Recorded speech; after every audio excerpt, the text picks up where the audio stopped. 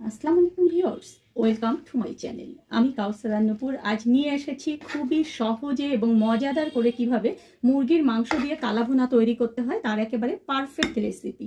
অনেকেই মনে করেন যে কালাভুনা মোটামুটি গরুর মাংস দিয়েই মনে হয় খেতে হবে, কিন্তু মুরগির মাংস দিয়েও যে খুবই মজা করে কালাভুনা তৈরি করা যায় সেটা আজকে আমি আপনাদেরকে দেখাবো। আসুন দেখে আসি একেবারে অথেন্টিক রেসিপিতে কিভাবে কালাভুনা তৈরি করতে হয় তার একেবারে সহজ রেসিপি। মুরগির মাংসের কালা ভুনার জন্য এখানে দেখুন যে আমি মুরগির মাংসগুলো রেগুলার যে পিস সেই পিস করে কিন্তু কেটে নিয়েছি। এখানে পুরো আমি 1.5 কিলো পরিমাণে একটা মুরগিকে কেটে ধুয়ে একদম পরিষ্কার করে নিয়েছি। এখন ঠিক যেই পাত্রে রান্না করব আমরা ঠিক সেই পাত্রটা আমি এখানে নিয়ে নিয়েছি। আর মুরগির মাংসগুলো ফার্স্ট এর মধ্যে দিয়ে দিচ্ছি। এখন এই মাংসের মধ্যে আমি 1.5 টেবিল চামচ পরিমাণ আদা বাটা দিয়ে দিচ্ছি।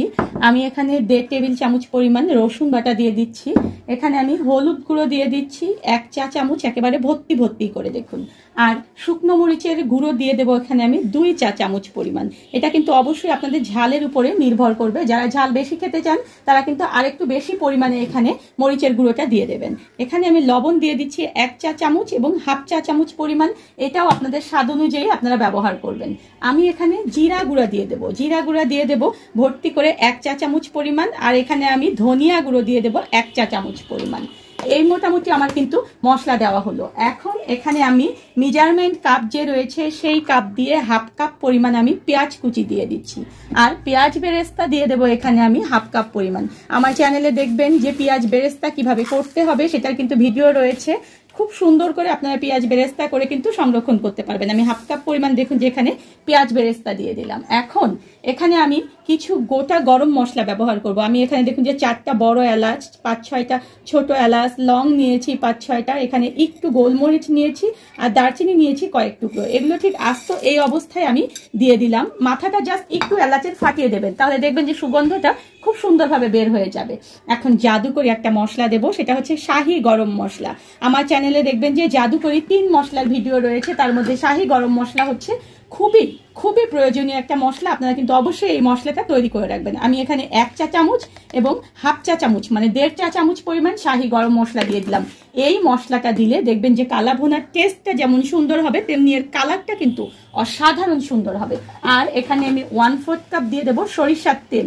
অবশ্যই চেষ্টা করবেন যদি অথেন্টিক রেসিপি খেতে চান, যদি অথেন্টিক টেস্ট চান, তাহলে সরিষার তেল ব্যবহার করবেন। সরিষার তেলে ব্যবহার করলে এর টেস্ট এবং এর ফ্লেভার কিন্তু একেবারে অথেন্টিক হবে। এখন ভালো করে এটাকে আমি মেখে নেব।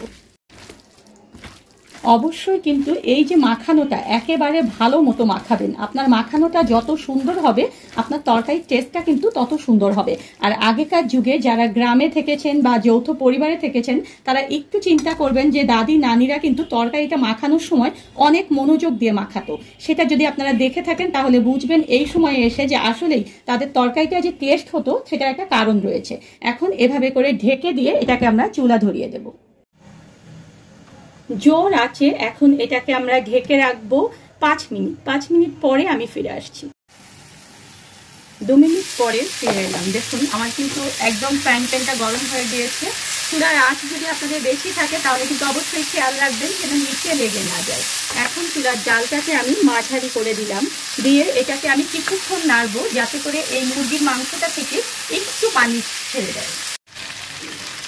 2-3 মিনিট পর থেকে দেখবেন যে মুরগির মাংসের মধ্যে যে একটা বাড়তি পানি থাকে সেই পানিটা কিন্তু মাংসটা ছেড়ে দিতে শুরু করবে। ঠিক এই অবস্থায় চুলার জালটাকে মাঝারি রেখেই আমরা একটু করে ঢেকে দেব, আবার একটু করে নাড়বো। এরকম করে 10 থেকে 15 মিনিট ধরে আমরা এটাকে কষাবো। ঠিক 15 মিনিট ধরে আমি নেড়ে চেড়ে ঢেকে আবার খুলে এভাবে করে এগুলোকে কষিয়ে নিয়েছি। আর দেখুন যে কালারটা এত সুন্দর হয়েছে আর মাংসটাও কিন্তু মোটামুটি সিদ্ধ হওয়ার পর্যায়ে। এখন দেখুন যে আমি এখানে 3 চা চামচ পরিমাণ টক দই নিয়েছি আর 1/2 কাপ পরিমাণ পানি দিয়ে দিচ্ছি আমি এর মধ্যে। মেজারমেন্ট কাপের যে কাপ রয়েছে সেই কাপ। আর এখানে আমি দিয়ে দেবো হচ্ছে 1 চা চামচ পরিমাণ চিনি। এখন এটাকে ভালো করে আমি একটু নেড়ে চেড়ে নেব যাতে করে দইটা পানির সঙ্গে ভালো মতো মিলে যায়। আর এভাবে করে ভালো মতো মিলিয়ে নিয়ে এটা আমি এখন দেখুন যে মাংসের মধ্যে দিয়ে দিচ্ছি। দিয়ে এটাকে নেড়ে চেড়ে দিয়ে আবার ঢেকে আবার নেড়ে চেড়ে এভাবে করে এটাকে আমি আবার রান্না করব 10 মিনিট ধরে। আর এই 10 মিনিটে মোটামুটি আমার মাংসটা কিন্তু সিদ্ধ হয়ে যাবে। দেখুন মাংসটা আমার এত সুন্দর একটা রং চলে এসেছে, আর এটা কিন্তু একেবারে মাখা মাখা একটা ভাব চলে এসেছে। ঠিক এই অবস্থায় চুলার জালটাকে আমি একেবারে ধিমা আঁচ যেটা বলে সেটাকে রেখে দিচ্ছি। আর এই পাশের চুলায় ফোড়ন তৈরির জন্য আমি দেখুন যে একটা কড়াই দিয়ে দিয়েছি। এখন এখানে আমি 3 টেবিল চামচের মতো সরিষার তেল দিয়ে দিলাম। আমি কিন্তু বারবারই বলছি যে অবশ্যই অথেন্টিক টেস্ট পেতে চাইলে আপনারা সরিষার তেলটাকে ব্যবহার করবেন। এখন 1 কাপ পরিমাণ পেঁয়াজ আমি একেবারে একটু টুকরো করে কেটে নিয়েছি। দেখুন এটাকে আমি একটু মাঝারি লাল করে ভেজে নেব, মানে একেবারে আমি ব্রাউন করব না। পেঁয়াজগুলো যখন দেখুন যে এরকম হালকা একটু ব্রাউন ব্রাউন ভাব চলে আসবে, তখন এখানে আমি একটা রসুন কুচি দিয়ে দিচ্ছি। রসুনটা কিন্তু আমি খুব বেশি চিকন করে কুচি করিনি, একটু মোটা করে রেখেছি। আর একটা তেজপাতা দিয়ে দিচ্ছি ছিঁড়ে, আর এখানে আমি 4 থেকে 5টা আস্ত শুকনো মরিচ দিয়ে দিচ্ছি। এখন এটাকে আমি একেবারে সুন্দর ব্রাউন করে ভেজে নেব। যখন দেখবেন যে এরকম খুব সুন্দর ব্রাউন হয়ে যাবে পেঁয়াজগুলো, তখন আমরা এরকম ফোড়নটাকে পুরোটাই ঢেলে দেব মাংসের মধ্যে, আর ভালো করে নেড়ে চেড়ে ফোড়নটাকে একেবারে মাংসের মধ্যে লাগিয়ে নেব।